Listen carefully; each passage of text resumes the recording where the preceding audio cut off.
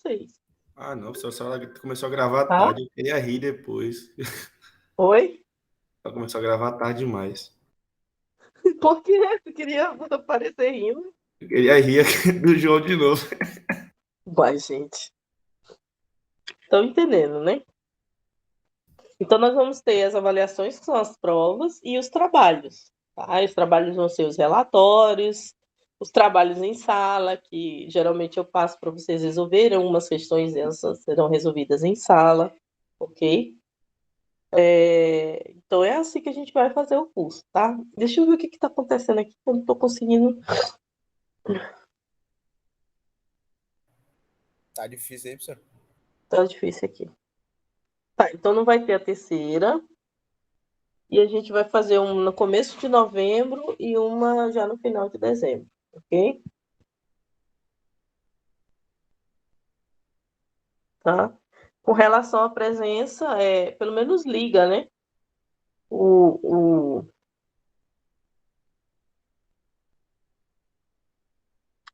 a- liga lá no chat, no Meet, né?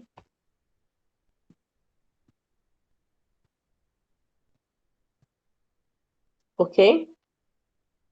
Eu vou consertar aqui e vou passar para você. Tá? Vocês já estão tendo acesso para o SIGA? O quê? Sim. Ao SIGA? Só vai ter acesso, porque parece que Depois de quarta. Isso. Depois de quarta agora. Eu Entendi. acho. Acesso ao Tá. quê, professor? No turma virtual. Ah, o sim. SIGA. Entendeu? Sim. Tá. Além dessas aulas, a gente vai ter que marcar, gente, aulas extras, porque não está conseguindo fechar a carga horária. Porque só botaram 4 aulas na semana, né? Aí 4 aulas vezes 13 não fecha a carga horária de vocês, que é 68 horas, se eu não me engano. É, lapada. Aula extra da senhora, aula Ó, extra da Edilma. 52. Hã? Aula extra da senhora, aula extra da Edilma também, que não tá fechando. É. Então tem que ser uns 4 dias de aula extra. Eu e o Raí, que nós estamos fazendo 9 disciplinas. 9 disciplinas? É, porque 7 do período normal e 2 que a gente não. Ó, o MEC do Zoom a gente não quis fazer naquela época e nós reprovamos em ADO. Eita, caramba. Nossa, Tá. graças a Deus eu não tenho nada para fazer, bicho, porque eu tô vendo que eu não vou ter tempo para fazer mais nada. Quantas matérias a turma tá fazendo? 7. 7. 7. Tá. Então é isso, gente. Olha, o negócio veio pra cá. Hein? E aí a gente vai marcar essas aulas extras, viu? Aqui eu tenho a bibliografia básica, tá? E a complementar tá aqui.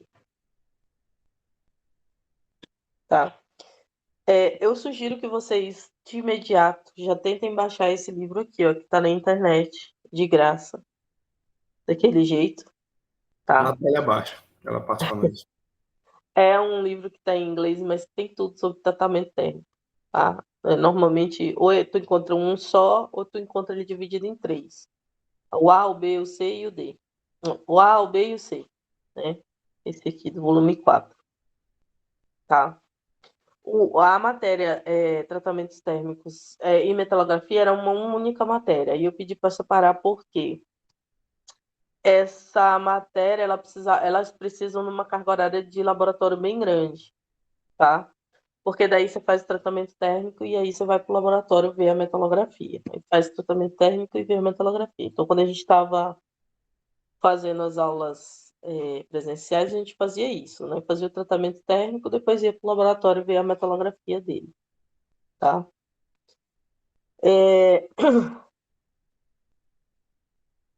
Se tiver alguma aula, se eu tiver que, sei lá, fazer alguma visita que eu vou ter que fazer, eu posso deixar a aula para vocês já gravada, tá? Então, É até bom que aí eu posso deixar um pouquinho a mais de horário e aí a gente já mata pelo menos uma dessas horas que vão estar faltando, ok? É, esses livros aqui, eles já são bem antigos. Eu sei que todos eles têm na biblioteca, mas um ou outro vocês conseguem baixar. Esse último aqui, por exemplo, eu acho que consegue baixar, tá? Tudo bem? Então a gente vai ter as videoaulas, né? A aula ao vivo seria essa que a gente ia, né, do método híbrido, mas eu ainda vou verificar ainda com a Edilma quando é que vai liberar, se vai liberar, tá? Vou passar para vocês o material de leitura e sempre uma tarefinha, ok? Tudo bem, pessoal? Tranquilo. Aí essa tarefinha ela pode variar entre sendo questões ou sendo relatórios, ok? O bom dessa matéria também é que vocês vão aprender a fazer relatórios, colocar como na norma, aprender também a serem sucintos, né? Apresentar de forma rápida, tá? E não perder muito tempo.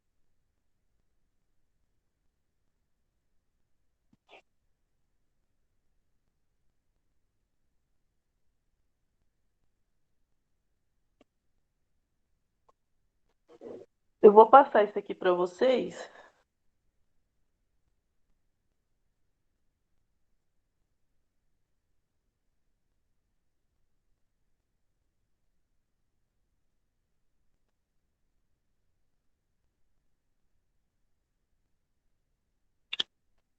Vou pegar aqui um outro.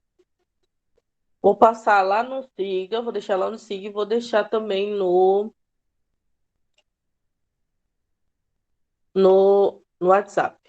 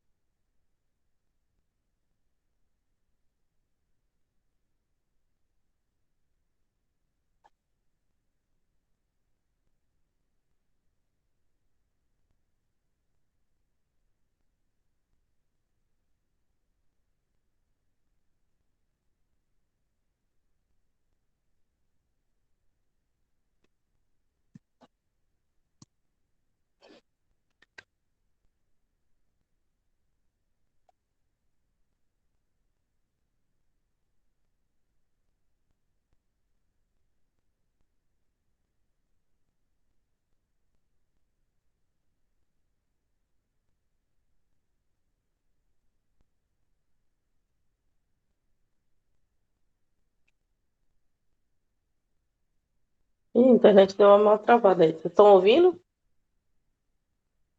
Agora sim. Ah, sim. Tô ouvindo, professora.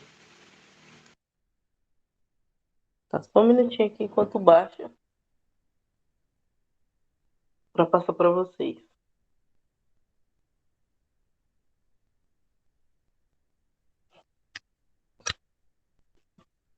Essa matéria, ela fala de tratamentos térmicos, que eu acho que vocês já devem entender do que se trata, né? Térmico tem a ver com aumento de temperatura. E aí, além do tratamento térmico, a gente vai ver também o tratamento termoquímico, que é aquele que, além do aumento da temperatura, tem como a adição também a questão das reações químicas, tá? E aí a gente vai ver isso no decorrer do curso.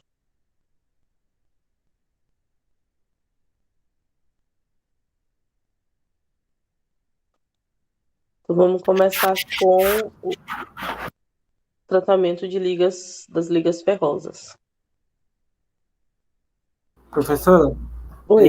esse livro que a senhora me recomendou baixar é em inglês, né? De metais, handbook. Sim, sim. Ah, certo.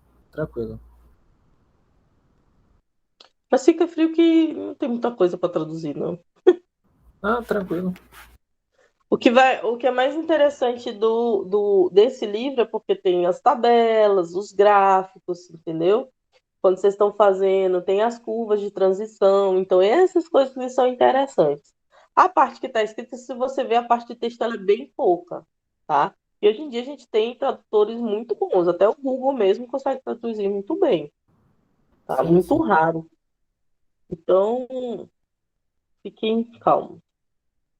Tá, chegou aí para vocês? Chegou.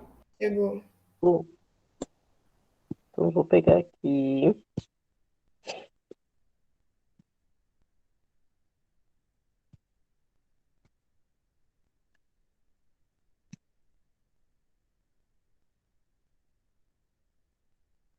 Antes de mostrar aqui, deixa eu ver. Ai, alguém já compartilhou o Metal Handbook, né? Vocês são bem espertos. Deixa eu ver aqui. Aqui. Aí, tá baixando, né? A gente vai dar uma olhada nele.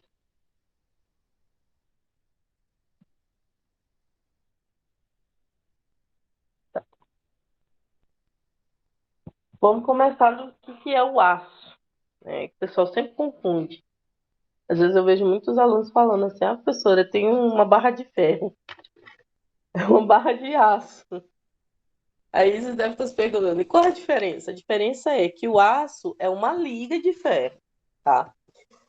Uma barra de ferro não seria possível porque o ferro, ele não fica no ambiente sem entrar em contato, por exemplo, com oxigênio. E aí, quando ele entra em contato com oxigênio, ele já vira uma liga, né? Ele já ocorre uma reação e como o ferro não é muito estável sozinho, né, ele precisa sempre de alguém para ligar com ele vai pegar o oxigênio que está no ar. Então, ele vai criar o óxido de ferro, tá? Então, por que que o pessoal tem sempre assim, um cuidado muito grande com peças que têm ferro? Porque se vocês deixarem essa peça desprotegida, ela vai oxidar, tá? O que que é o processo de oxidação? Ele é a corrosão, né? O fato do ferro se ligar com oxigênio, ele já vai fazer com que aquele novo óxido de ferro ele saia daquela liga, né? Daquela barra, ok? E ele vira um pozinho. A tendência de qualquer metal, não é só com ferro, não. A tendência de qualquer metal é ele voltar, né, ao seu estado natural. O estado natural é na forma de pozinho, né? A forma de cinza, como se fosse cinza.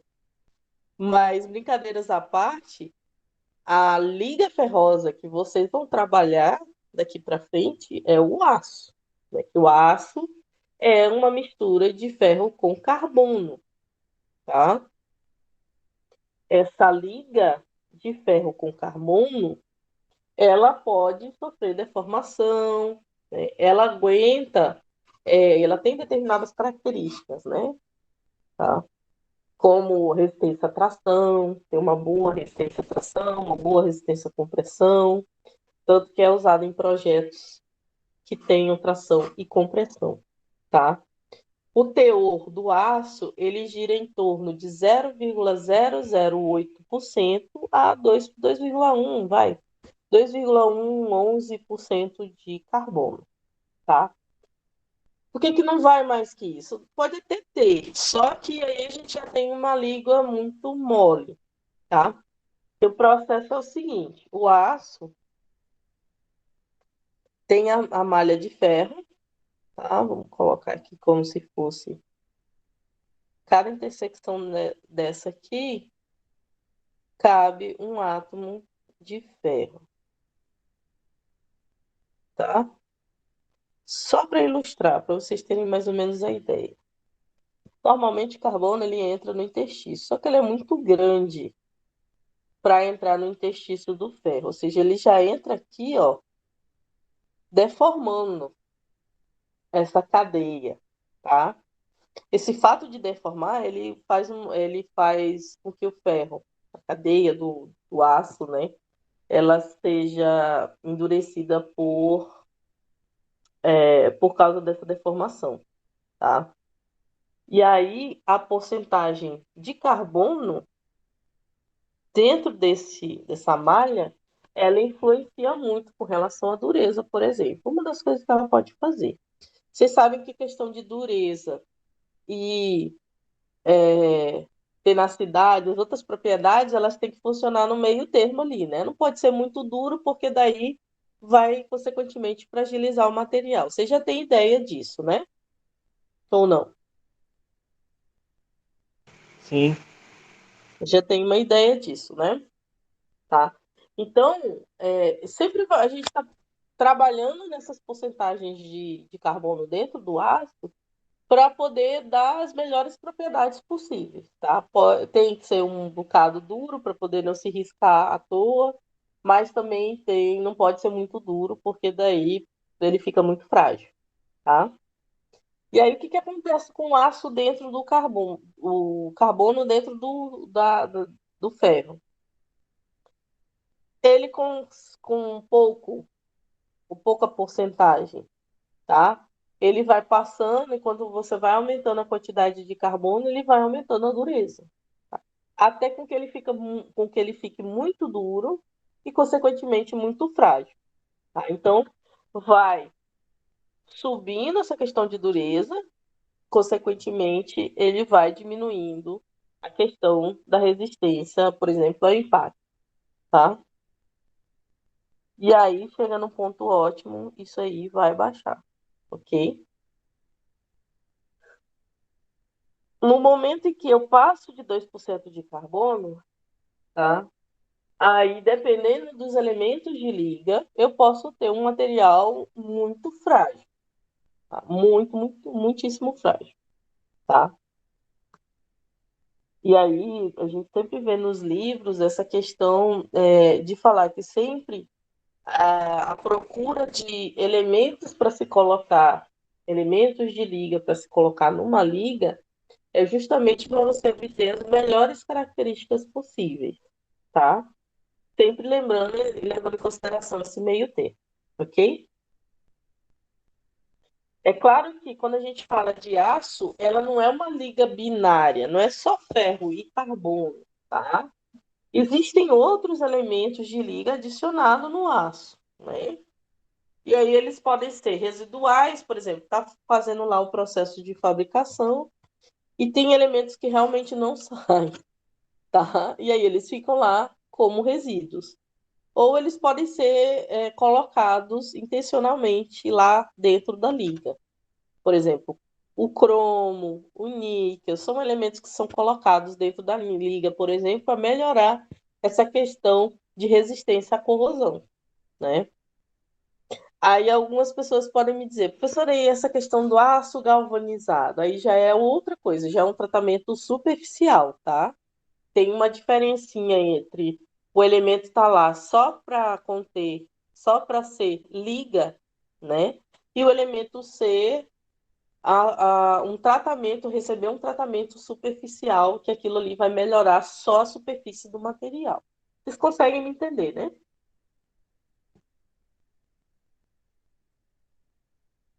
Ok. Isso Sim. aqui, gente, é o fluxo de produção do aço, tá? Ele começa assim, ó. Pega o minério de ferro, tá? Geralmente o minério de ferro vem pozinho de ferro, né? Vem um material muito com a granulometria muito baixa, tá? E aí eles passam por um processo chamado sinterização. O que é a sinterização? É fazer com que esse pozinho, as, as várias, esses vários grãos de pó passem por uma temperatura relativamente alta, essa camada superficial dele aqui entra, funde um pouquinho, e aí esses grânulos eles vão se juntar, tá? Isso aqui vai formar umas bolinhas, chamadas de sinter, tá? E essas bolinhas são maiores, elas servem para o alto forno, porque se você colocar só o pozinho aspergido lá no alto forno, você pode degradar muito rápido ele, tá? E aí não é muito interessante fazer isso. O alto forno está numa temperatura muito alta. Então, é muito bom passar primeiro pelo sinter. O que acontece com os elementos que vão ser colocados lá? No alto forno é como se fosse uma panelona grande, tá? Assim, lá vai entrar o sinter, que é o que veio do minério de ferro, e o carvão, tá? O carvão vai ser aquecido, ok? Ele pode ser o carvão vegetal, que é o que a gente fazia muito aqui, até as leis ambientais darem em cima, né? E pode ser o carvão mineral. O carvão mineral, ele passa por um processo e ele chega no coque. Alguns fabricantes gostam do coque, outros não. Por quê? O coque, que é o carvão é, produzido, né? Foi feito através do carvão mineral, ele vem com algumas impurezas, tá? Vem com flúor, vem com uma série de coisas, né? Enxofre, tá? O que não acontece com o carvão vegetal, tá? O carvão vegetal é um dos melhores, porque ele só está lá mesmo para aquecer e dar carbono ao minério de ferro, que a gente precisa de carbono, né? O minério de ferro está lá sozinho, ou sozinho não, ele não fica sozinho, ele vem com óxido de ferro, né? Vem oxidado, tá? E aí ele passa por esse processo. Esse processo também tem a entrada de oxigênio, tá? Porque vocês sabem que para ter uma queima tem que ter oxigênio, tem que ter a fagulha, né? Não é isso? São três coisas, né? O material, a fagulha e o oxigênio, tá? E aí vai fazer um ferro cusa, tá? Algumas fábricas, elas utilizam também a sucata misturada, ou seja, faz a parte do minério de ferro e reutiliza uma parte da sucata. Eu estagiei na Vilares, e lá na Vilares Metais eles usavam muito a questão da sucata. Eles compravam sucata de ferro velho, de outros lugares, e fabricavam as peças, os tarugos, de parte de sucata e parte de minério de ferro. Tá? Algumas peças eram feitas de quase 90% de sucata e pouco de minério de ferro. Tá. Todo esse processo aqui, toda essa linha aqui, ela vai fabricar para vocês materiais que podem ser laminados, tá? Como também materiais que podem servir na forma de tarugo. Esse material que vai ser laminado vai trazer aquelas placas laminadas, que são enroladas como se fosse ah, um rolo mesmo, né? Assim, ó. Tá?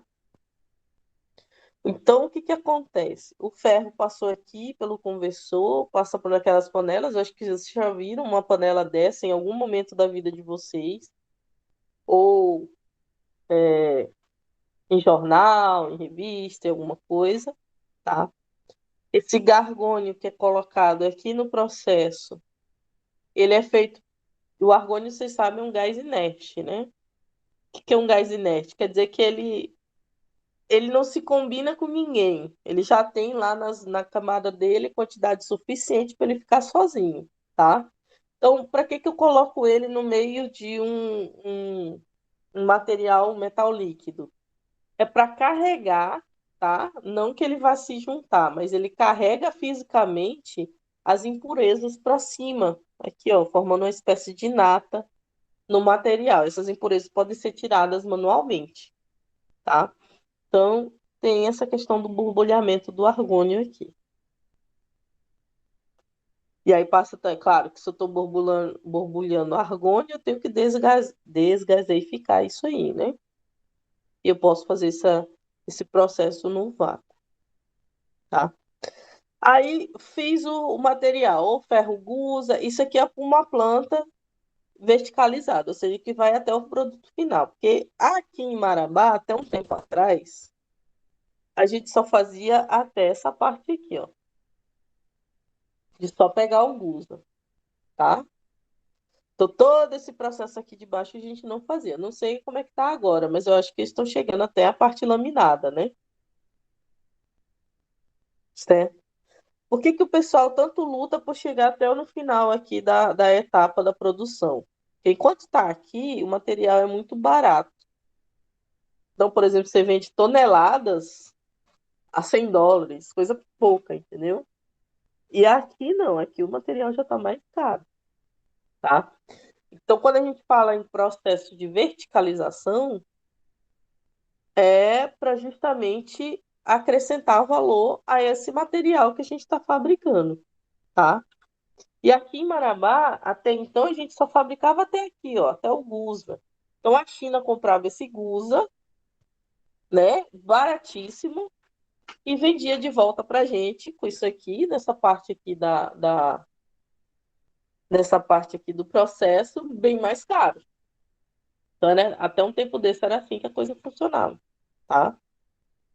E de alta qualidade, porque o gusa que a gente fazia era um gusa com um teor de carbono muito bom, né?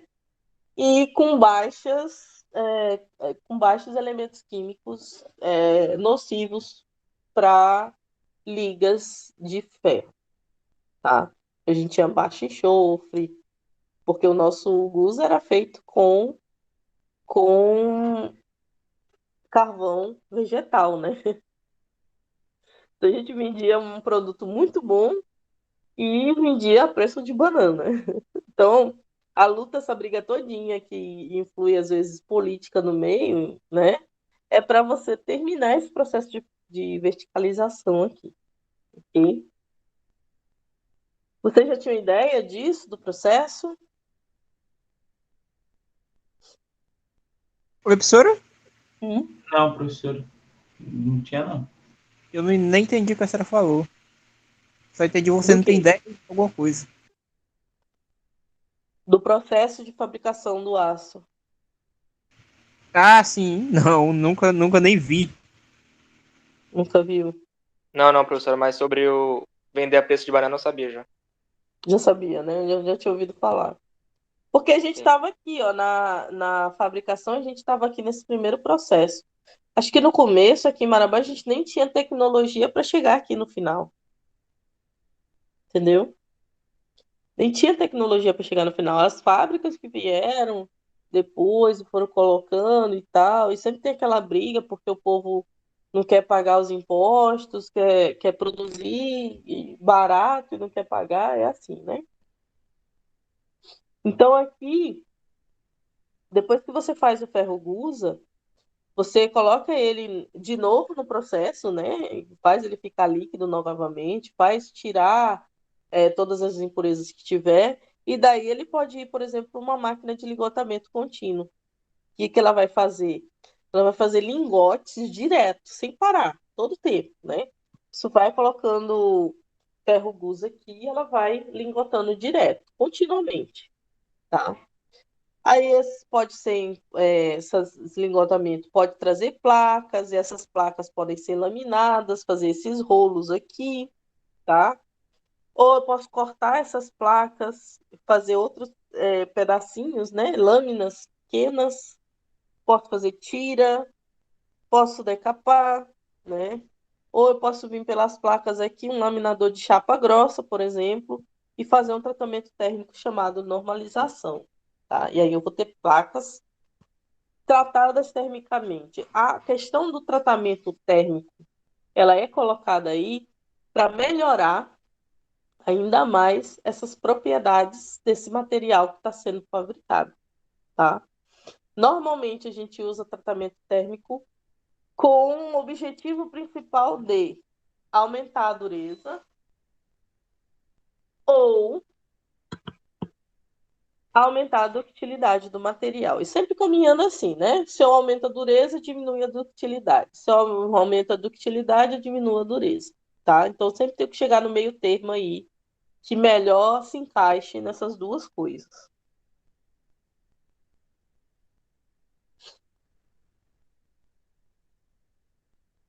O ferro, como eu já tinha falado, ele não tem aplicação industrial quando ele é puro, mesmo porque ele não fica puro, né? Ele tem essa capacidade de ficar no meio ambiente já se ligar com o oxigênio. Então, o que a gente interessa para a gente, o que realmente interessa são as ligas ferrosas, né? E aí as ligas ferrosas é que tem ampla aplicação industrial, ok?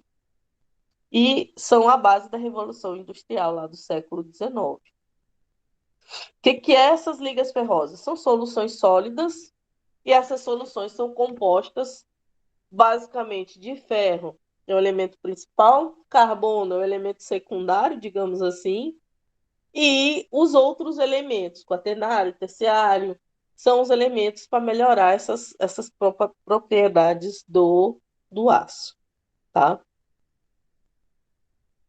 A constituição dessa liga ela é descrita por 3 parâmetros. O primeiro deles são as fases presentes, tá? As fases que vão ditar quais vão ser as propriedades que o meu material vai ter. A composição de cada fase, ela vai ditar exatamente o que determinado material vai suportar, tá? De propriedade, qual vai ser a parte que eu vou poder ver, né, no microscópio, tá? A composição de cada uma. E a proporção de cada fase também vai influenciar nas propriedades do meu material. As propriedades mecânicas vão depender de quem, então? Da microestrutura do material que a gente vai ver lá em metalografia, tá? Como é que é essa microestrutura? Eu sei que o material é sólido, ele já foi líquido, uma fase lá na hora de fabricar, e ele solidificou, tá? Esse sólido que foi formado virou uma solução. O que é uma solução? Vocês lembram lá de química? Soluto e solvente, né? Exatamente, tem soluto e tem solvente. Eu estou falando só do binário, ferro e carbono, vocês imaginam quem é o soluto e quem é o solvente? O soluto é o ferro e o solvente é o carbono. Solvente é o ferro e o soluto é carbono. Exatamente, foi isso que eu quis dizer. Tá. Se funcionasse de forma reta assim, né? Eu tivesse ferro e carbono reto, então ferro seria o solvente, porque ele ia ser a matriz que ia dissolver o carbono, ok? Só que o que acontece? Professora, só uma pergunta. Rapidinho. Esse carbono, esse teor de carbono que, que o ferro possui, ele é uma coisa natural ou não? Não. O teor, tu fala porcentagem de carbono? Uhum. Não, não é não. Não. O que acontece, João? Lá vamos começar pelo processo antes de chegar na fábrica, tá? Lá na Vale, vamos lá, colocar lá na Vale. O que acontece? O ferro, ele tá ligado, não vou dizer que não tenha carbono, mas ele tá ligado, basicamente, ele tá lá na Terra, né? Certo, João? Uhum. Tu já viu lá como é que fabrica? Eles vão lá e cavam aquela terra, né? Tira aqueles pedaços de rocha enorme, não é isso? Sim, um óxido de ferro lá, né? Isso. Aí lá tem óxido de ferro, tem o ferro ligado com silício, principalmente, porque ele está na terra. A terra é silício, né? Uhum. Não é isso? Tem uma parte de carbono, não vou dizer que não tem, mas tem. Uma pequena, né? Mas tem. Então o ferro ele está lá nessa rocha. O que eles fazem? Eles diminuem esse ferro, passam ele por vários processos, até que ele fique mais ou menos ali com 68% de ferro. O resto é coisa que vai ser jogada fora, é ganga, é silício, é outras coisas, ok? Mas a pureza dele, ela sai de lá da Vale com 68%. Esse é que a Vale vende para fora, né? Tá entendendo? Certo, essa impureza é que vai ser retirada na arbonização, no caso. Esse 68% vai chegar a sua pureza lá dos 99 alguma coisa. Não vai chegar a 99, porque quando ele for passar pelo processo que vai fazer o ferro-gusa, eles vão colocar o carbono. Lembra que quando entrou lá na fase Aqui, ó. Quando ele entra no processo, ele não entra sozinho, não entra só o ferro, entra o ferro, minério e o carvão. O minério de ferro aqui está com 68% de ferro. É claro que os que vêm para cá, eles não vêm com esse 68, eles vêm abaixo, né? Tá?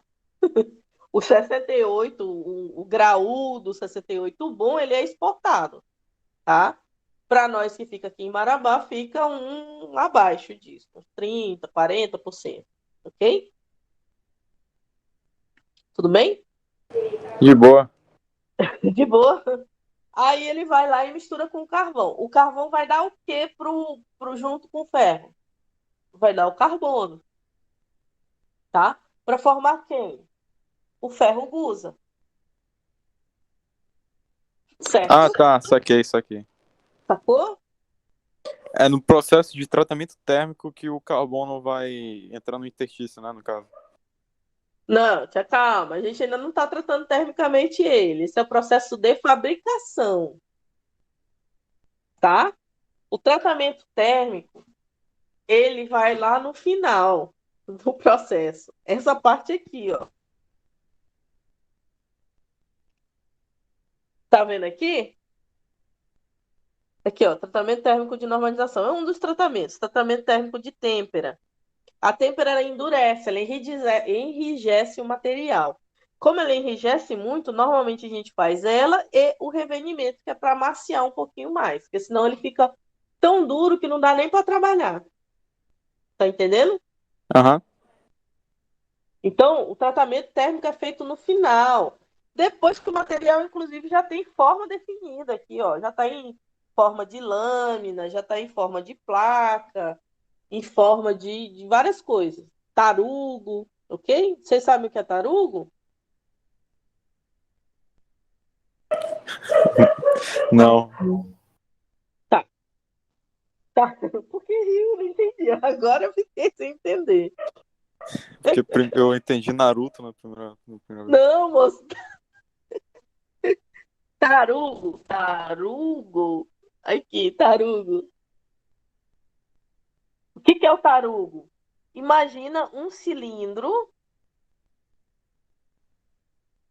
bem comprido de aço. Pode ser tarugo de alumínio, pode ser tarugo de níquel, mas aqui, como a gente está no ferro, é um tarugo, isso aqui, tá vendo? Um cilindro. E aí, o que faz? Eu já tô com o material na sua forma final aqui, ó. Tá? Já tem placa, né? Já virou placa, já foi laminado e tal. Já virou tarugo. Aí, depois que eu tenho passado por todo esse processo, eu faço tratamento térmico. E aí, esse tratamento vai ser de acordo com o que eu queira do material. Já é o processo final. Entendeu? O ferro gusa, ele sai daqui, normalmente, lá com os seus 5% de carbono. Então, ele sai com muito carbono, né? Tá vendo? Sim. Ele, por ter muito carbono, faz o material ficar muito quebradiço, tá? Porque eu falei para vocês, o carbono ele tem um limite, né? Dentro da rede cristalina do ferro, entendeu? É como se ele saturasse, passasse lá do que ele pode ser solubilizado.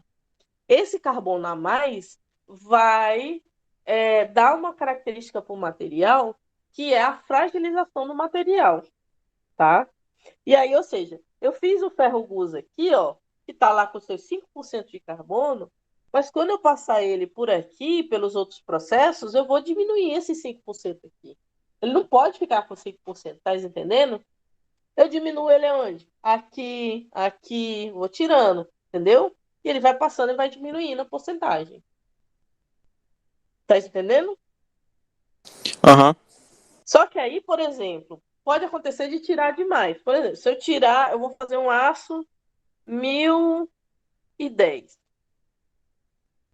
0,10% de carbono é pouquinho de carbono, né? Pouca coisa, tá? Esse aqui é altamente dúctil, muito dúctil. Tá bem molinho, dá para trabalhar de boa.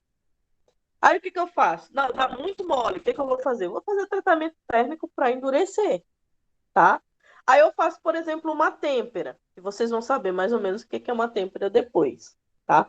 Pega o material lá na sua temperatura, 700, 800, e coloque água ou óleo, tá? Só que esse resfriamento muito rápido faz o que com o material? Fragiliza o material. Aí agora ele está aqui frágil, mas não porque tem muito carbono. Ele já passou por todo esse processo aqui, ele perdeu o carbono. Ele está frágil por quê? Por causa do tratamento térmico dele. Eu endureci demais, tá? E aí a gente vai ver os processos que acontecem dentro dele para endurecer demais por causa da têmpera, tá? E eu preciso de um outro processo, outro tratamento térmico para poder diminuir essa dureza do material. Está muito duro, não dá para trabalhar com ele assim, tá? Então, tratamento térmico são etapas finais no processo de fabricação de uma liga de aço, do aço, né? A gente, quando fala aço, você já sabe, aço é liga. Estão entendendo? Todo mundo entendeu? Sim, sim. Sim? Aham. Tá. Aí o que é importante vocês saberem, tá? Que essa mistura de ferro e de carbono e de outras substâncias dentro vai formar o que a gente chama de fases. E aí a gente vai ter fases da matriz e vai ter fase dos precipitados, tá? Além das fases, a gente trabalha com escala em tamanho dessas fases, vocês têm como medir no microscópio, e também ela vai ser descrita com a morfologia da fase. O que é a morfologia? A forma em que elas se apresentam. Na forma de agulhas, é uma forma que a gente chama de acicular, tá? Quando tiver agulhinha assim, ó, cheio de agulhinha, é acicular. Quando tiver bolinhas assim, a gente chama de esferoidal, tá? Então, quando vocês forem descrever, por exemplo, lá nos relatórios de vocês vão ter que identificar por tamanho de fase, por característica, né? Composição e por morfologia também. Entenderam? Todo mundo entendeu? Sim, Sim. professora. Sim. Um minuto. Eu só tô copiando o slide. Eu vou passar para vocês. Não, frase, a última frase. Qual? Essa é da última, as propriedades mecânicas e para. Depende da constituição da microestrutura, outros fatores de importância nas propriedades, ok?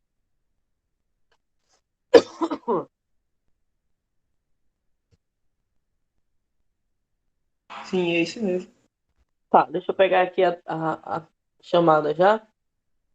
Tá todo mundo aí, né?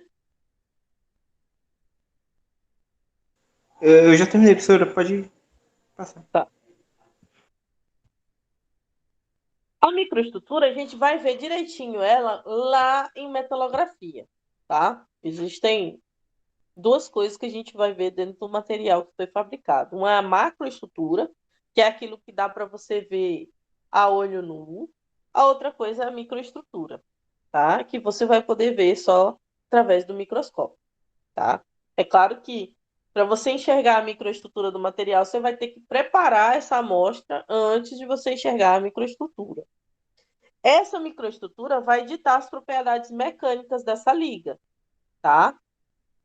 Então, a liga ela depende fundamentalmente de quem? Da microestrutura. Nas ligas metálicas, como por exemplo o aço, que é uma liga metálica, a microestrutura ela é definida pelo número de fases presentes, tá? Além do número de fases, as proporções e o modo pela qual essas fases estão distribuídas e estão organizadas dentro do material, tá?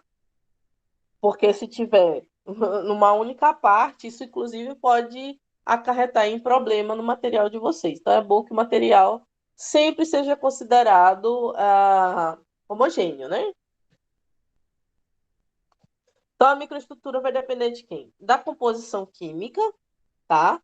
Da concentração do sistema e do tratamento térmico que foi aplicado nele.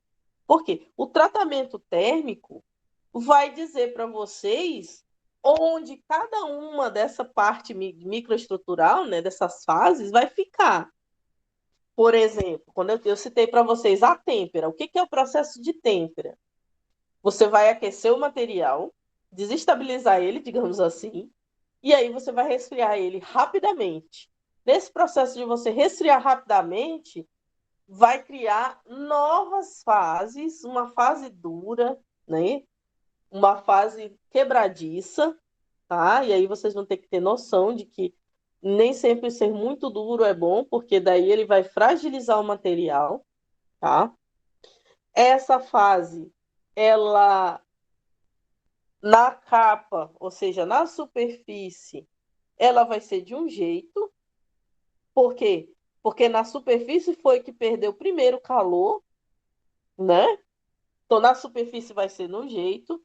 No centro vai ser de outro jeito diferente, tá? Então, aqui fora vai estar quebradiço, duro e etc. Aqui dentro vai estar diferente, tá?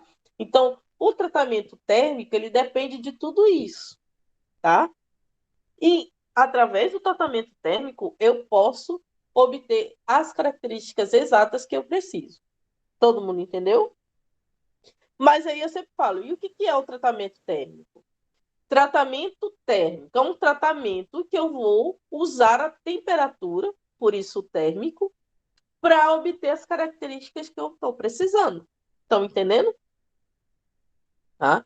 E aí eu posso usar a temperatura como? Tanto aumentando, retirando bruscamente, colocando de volta no forno, tudo isso vai fazer caminhos de tratamentos diferentes e vai obter propriedades diferentes. Estão entendendo? Bom, aqui tem os conceitos básicos: dissoluto, dissolução e o que é a fase, tá?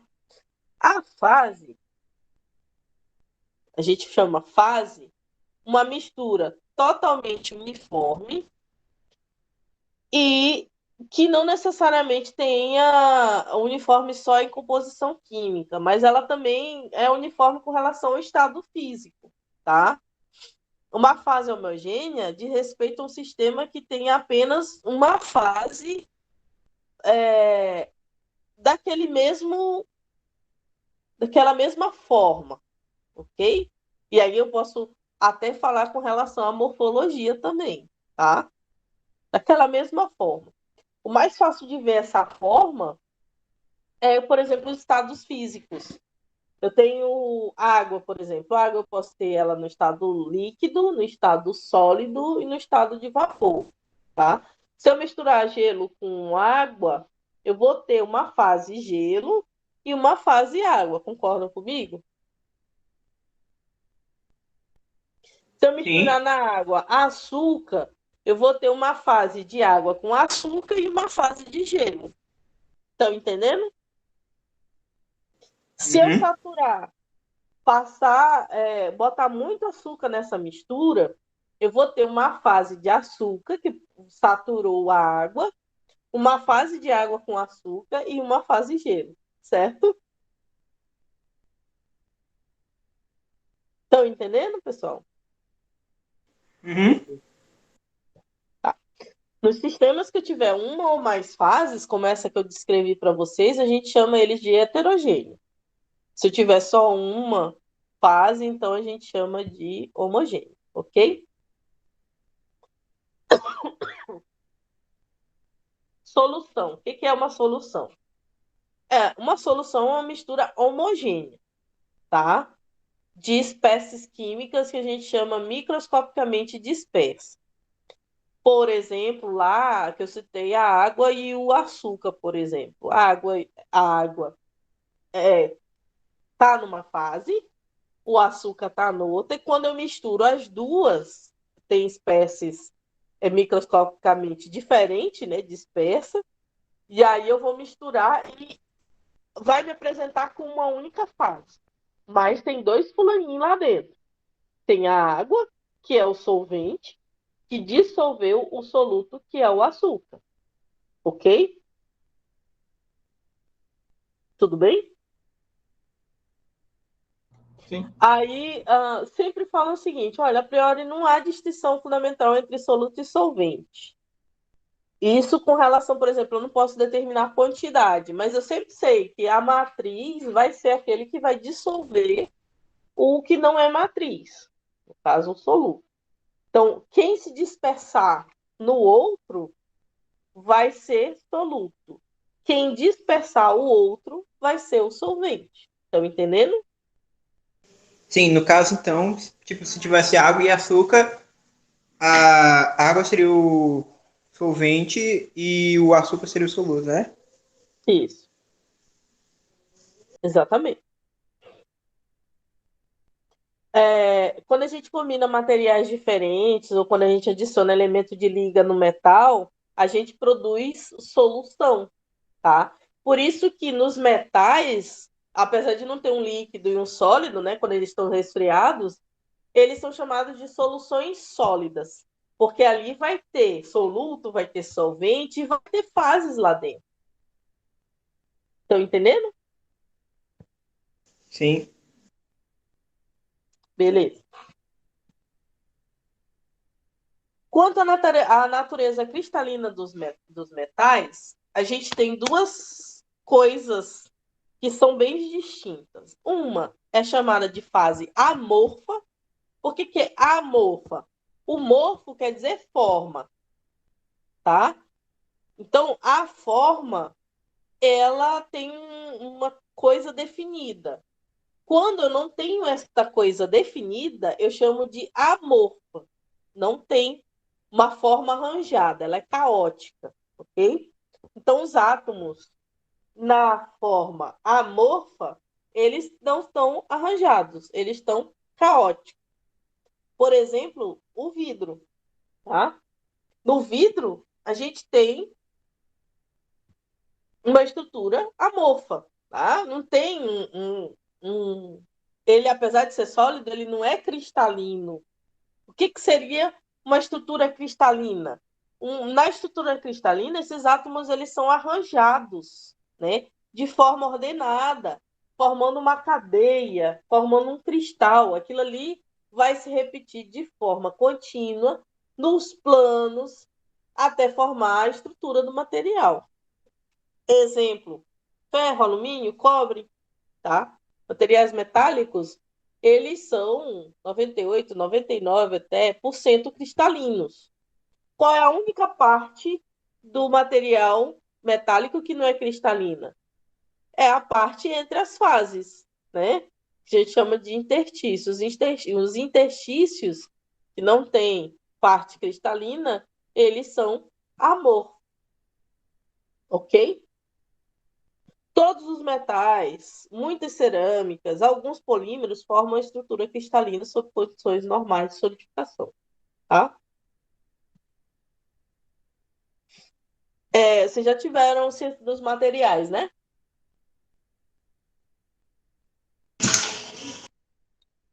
Já sim. Tá. Aí vocês lembram lá das estruturas cristalinas, né?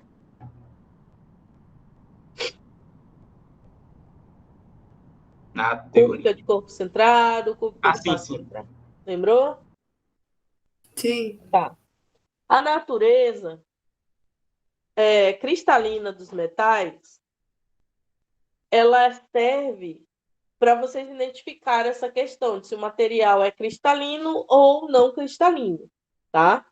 Nos materiais não cristalinos, são também chamados amorfos, a gente sabe que não existe ordem ao longo do alcance da disposição desses átomos, tá?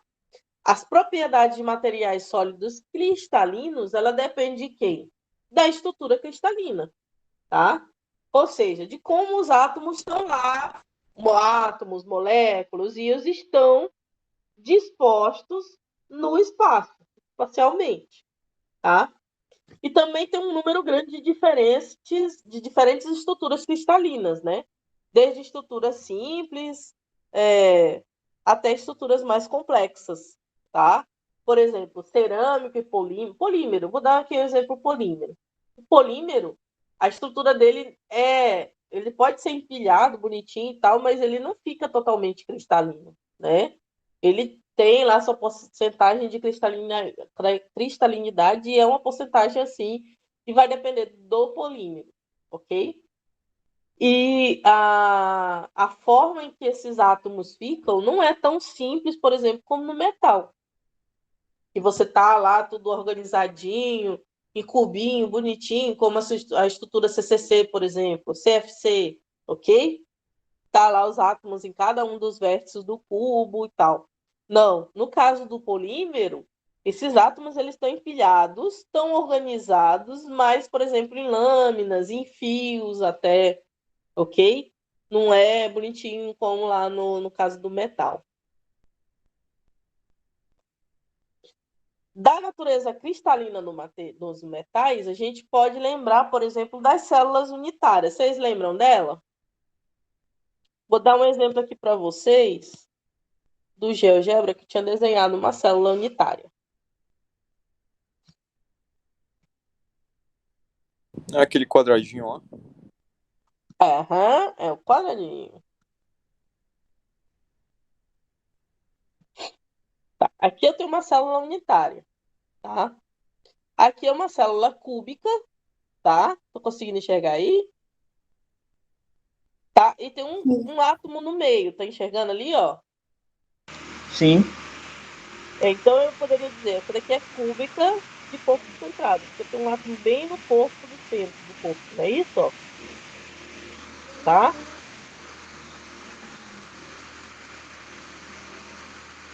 Tô enxergando aí, bonitinho? Aí eu passei aqui um plano nele só para vocês enxergarem direitinho, tá?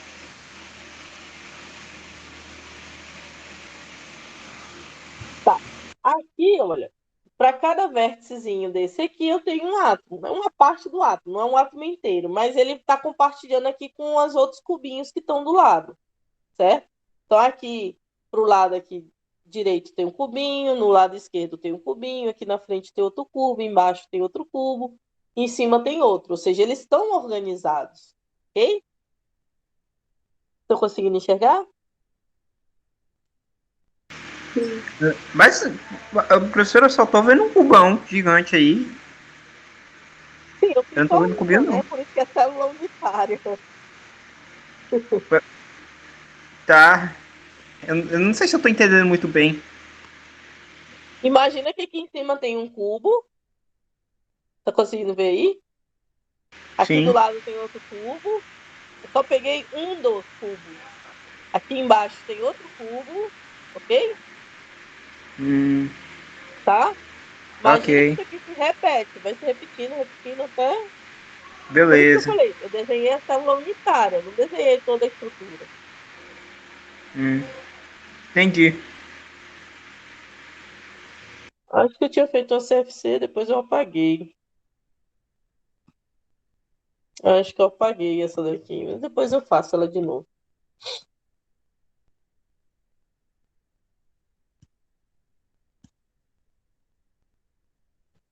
O que, que é a célula unitária? Eu mostrei ela lá para vocês. É um pequeno grupo de átomos que formam um modelo repetitivo. Então, aquele cubinho lá que eu mostrei, que o Bruno falou, eu só estou vendo um cubo. Aquela lá é a célula unitária.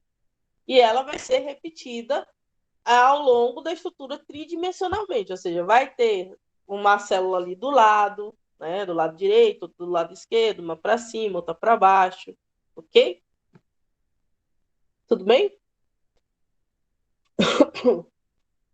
Essa célula unitária ela é escolhida para representar a simetria da estrutura cristalina, tá? Aqui, ó, cubo, a célula que eu mostrei para vocês. Cúbica de corpo centrado. Tá vendo aí? Sim. Essa aqui ela está representando o ferro alfa.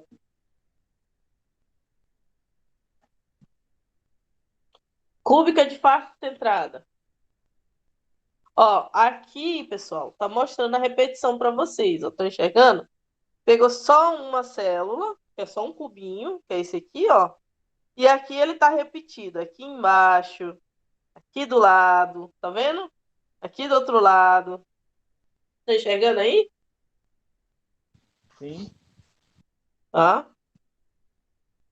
Essa aqui é Tô uma enxergando, sim. estrutura cristalina hexagonal compacta, tá? Não vou ter paciência de fazer ela lá no GeoGebra. O que é o polimorfismo, ou também chamado de alotropia, tá? Por exemplo, alguns metais, até mesmo não metais, eles podem ter mais de uma estrutura cristalina. O carbono é um exemplo disso. O carbono ele pode ser, por exemplo, o diamante, como pode ser também aquela ponta grafite, né? Que tem lá no lápis, tá? Isso aí é chamado de polimorfismo. Ele tem várias formas em que ele pode ser encontrado de forma pura e estável. Estão entendendo? O que acontece lá, por exemplo, com o carbono, a grafite? A grafite, ela está num tipo de estrutura que é lamelar, cheio de lâmina, tá? As estruturas que estão aqui entre uma e outra, elas são estruturas fracas, são ligações de Van der Waals, por exemplo, tá? O que não acontece no caso do diamante, que são ligações mais fortes. Então, essas ligações aqui, elas podem ser rompidas, por exemplo, com pressão. Quando você pega a caneta, a lapiseira e aperta no papel, ela vai deixando essas placas aqui, ó, no papel de vocês, tá? Isso para o caso da grafite, né? No caso do diamante, o que acontece? Como a estrutura, as ligações são fortes, elas não conseguem liberar essas camadas, ok? Tudo bem, pessoal? Tudo. Sim, tudo bem. E geralmente essas transformações polimórficas, elas são acompanhadas de mudança, por exemplo, de densidade. Você pode ver que a densidade do diamante ela é bem maior do que a densidade do grafite. Mudança, por exemplo, de propriedade física, né? O grafite ele é condutor de eletricidade, né? É ou não é, pessoal? Mas, professora, essa foi uma pergunta que eu não sei responder, não. Eu também não sei, não.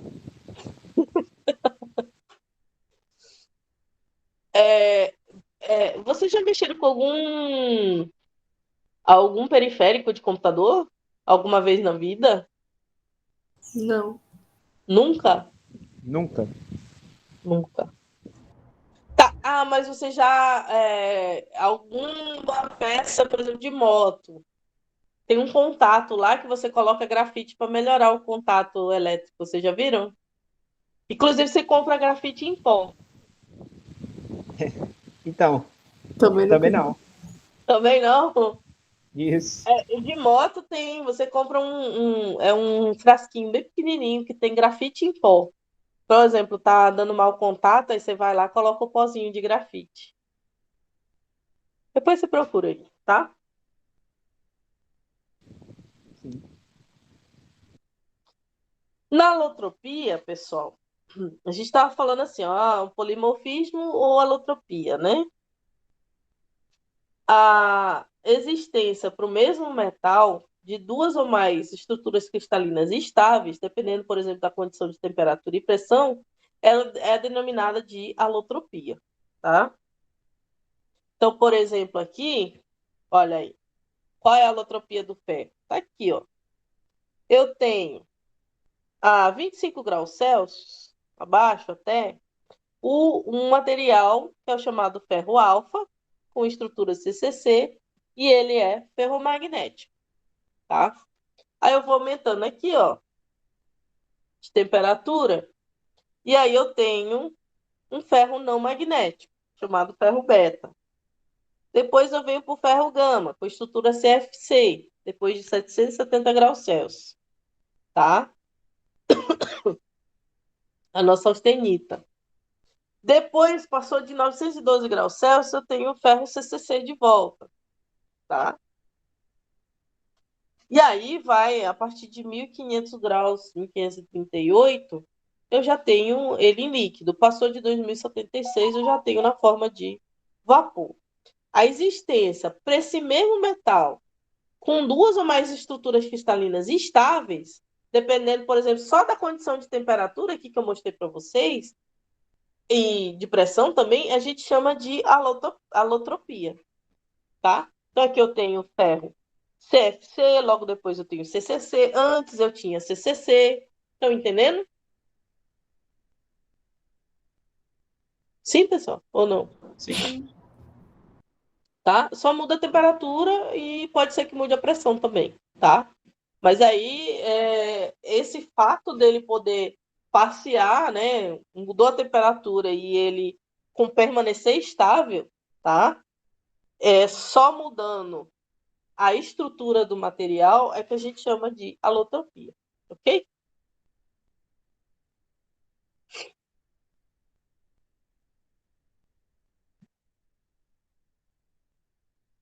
Aqui ele tem um explanamento melhor de como é o resfriamento e o aquecimento com relação às fases em que se pode obter. Eu tenho o ferrita lá, que é o ferro magnético. Eu tenho o alfa A770 não magnético. Depois eu tenho a austenita, o sigma CCC e logo depois o ferro líquido. Ok?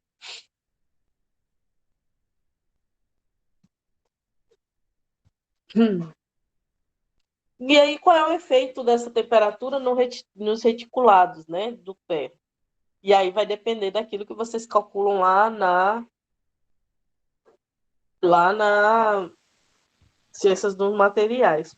Por exemplo, o parâmetro A das fases, tá? Professora, E rapidinho, aí, o que é um reticulado? reticulado é a rede. Ah. Ah, tá, Uma ok. rede formada por várias unidades, Beleza. ok? No Sim. nosso caso aqui, CCC, quer dizer que essa rede tem uma parte de átomo em cada um dos vértices e um átomo no centro. É cúbica de corpo centrado, não é isso? Então, o teu reticulado aqui, ó, vai se repetir assim, ó. Vai ter outro pedacinho aqui, certo? Do mesmo jeito. Isso aqui é um reticulado. Vai se repetir, beleza? Isso aqui vai repetir para baixo também, ó.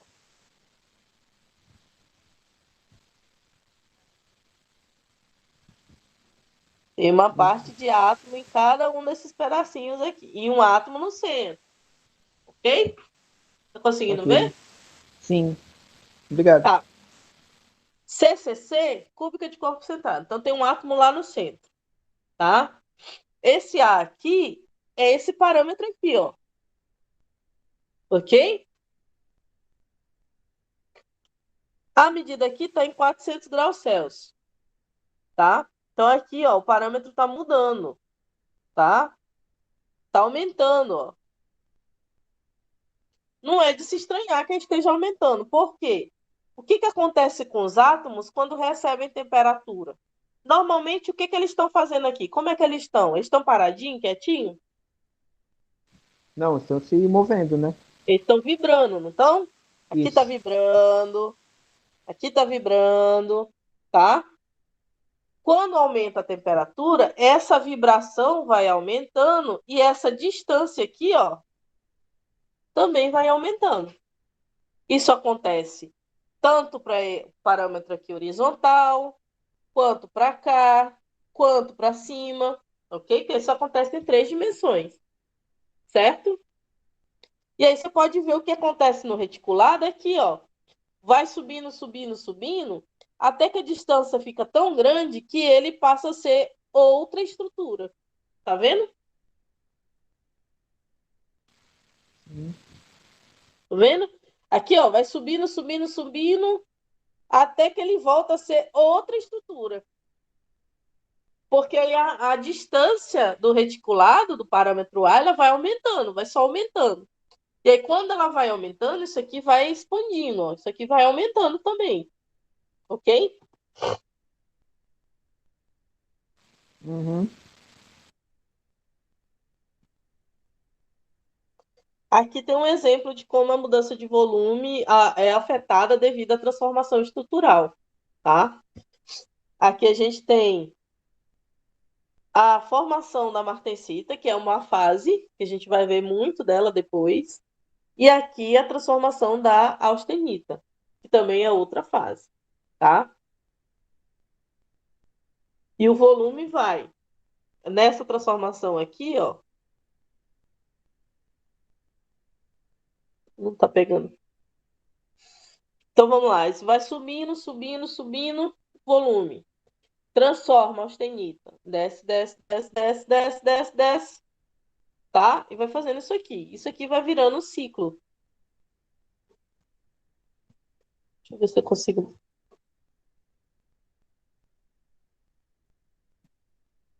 Ah, não tá indo, gente. Então vai subindo. Quando ele muda de fase, desce tudo de novo. Tá? Então vai fazendo isso aqui de forma cíclica. Ok?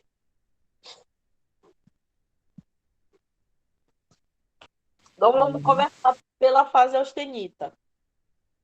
A austenita, gente, é esse ferro gama aqui, que é CFC, cúbica de face centrada.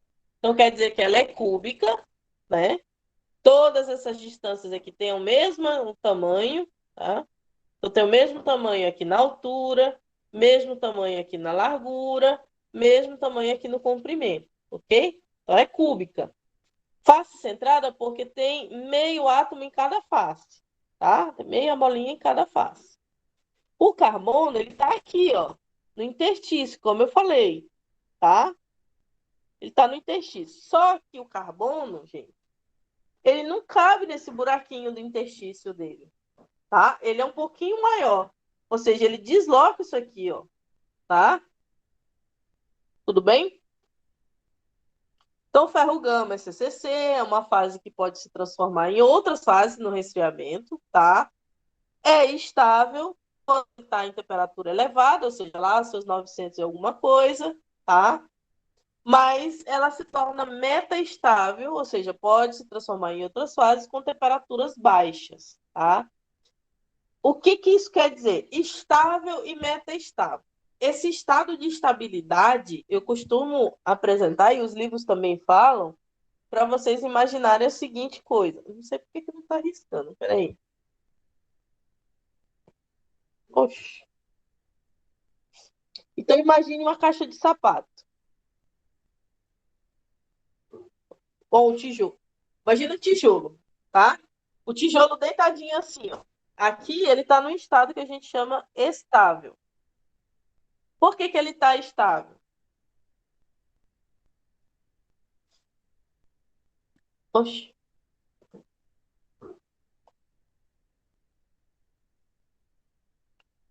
Por que que ele está estável?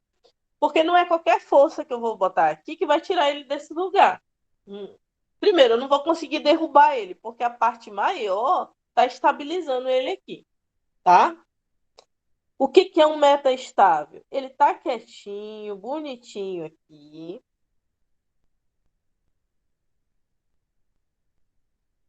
Mas o que que acontece? Qualquer força que eu coloque aqui, ele vai cair. E vai ficar assim, deitado, tá? Então, o metaestável, ele está estável por enquanto. Estão entendendo?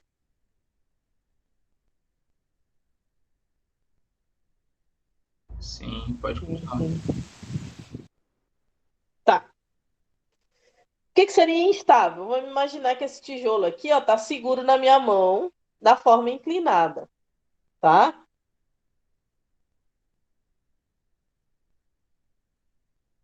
Tá? Se eu tirar a mão daqui, ele vai cair, tá? Eu não preciso nem empurrar, ele vai cair pela própria força da gravidade aqui, ok? Então é assim. Quando está estável, quando, por exemplo, eu tenho uma determinada condição específica, né? No caso aqui, ele é estável em temperaturas elevadas. Eu tenho uma condicional aqui, tá? Então, o ferro gama é estável quando eu estou com a temperatura superior a 910 graus Celsius, tá? Se eu botar, por exemplo, 700 graus Celsius, ele já vai ser metaestável, ou seja, ele já pode se transformar em qualquer outra coisa se eu diminuir mais essa temperatura aqui. Estão entendendo? Todo mundo entendeu? Sim, professora. Tá. E aí a gente tem algumas transformações a partir dessa austenita, tá? Na próxima aula, a gente vai fazer o seguinte. Vai pegar, cada um pega o seu diagrama de fases do ferro-carbono, tá? E a gente vai trabalhar em cima desse diagrama de fases, beleza? Beleza. Tá. Então, quais são as principais transformações a partir da austenita? A austenita, ela tá lá para cima lá dos 700 e alguma coisa, tá? Que é o nosso ferro gama.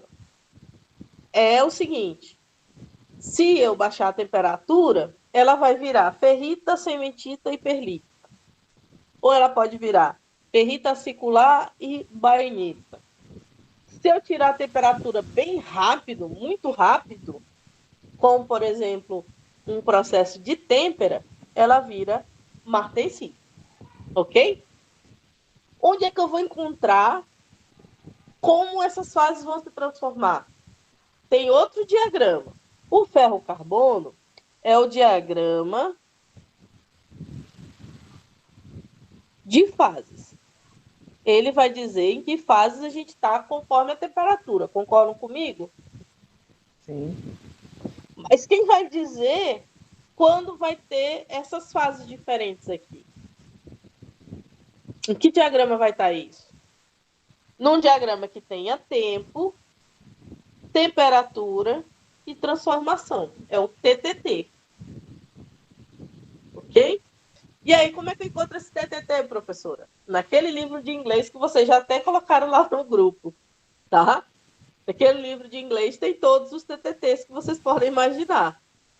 Ok? Sim. Sim. Então, olha, a austenita acima de 723 graus Celsius. Se eu resfriar lentamente, vai dar tempo de ocorrer a tal da difusão. A gente vai ter uma aula de difusão, vai ter aula de difusão, tá? E aí vai formar a perlita e a ferrita, tá? A perlita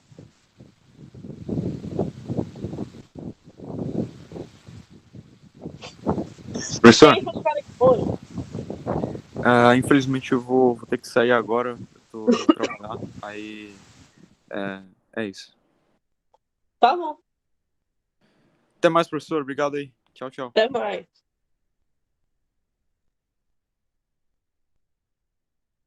Tá. Então, o que é a perlita? A perlita é uma mistura de duas fases, da ferrita e da cementita, tá? A cementita é uma fase que tem mais carbono, tá? A ferrita, ela tem um pouquinho menos de carbono, ok?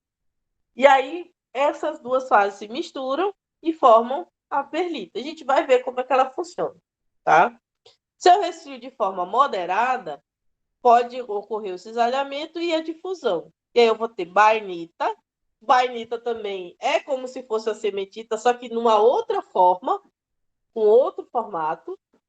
E eu vou ter ferrita acicular. Ou seja, é ferrita, mas na forma de agulha, tá? Se eu resfriar isso aqui rapidamente, vai ter só o cisalhamento e vai formar a martensita. A martensita é praticamente tudo agulha, tá? Estão entendendo? Depois a gente vai ver cada uma delas, a forma, como ela se apresenta no microscópio, lá quando a gente vai ver no... Meu Deus, esse menino tá horrível. Quando a gente estiver vendo a metalografia, tudo bem? Vocês têm dúvida de alguma coisa? A senhora for para trazer na próxima aula o diagrama de fases de quê mesmo? O ferro carbono, Ok, obrigado. É isso mesmo. tá bom? Nossa próxima aula é na quinta ou quarta? Quarta, né? Quinta. Ai, não sei, peraí.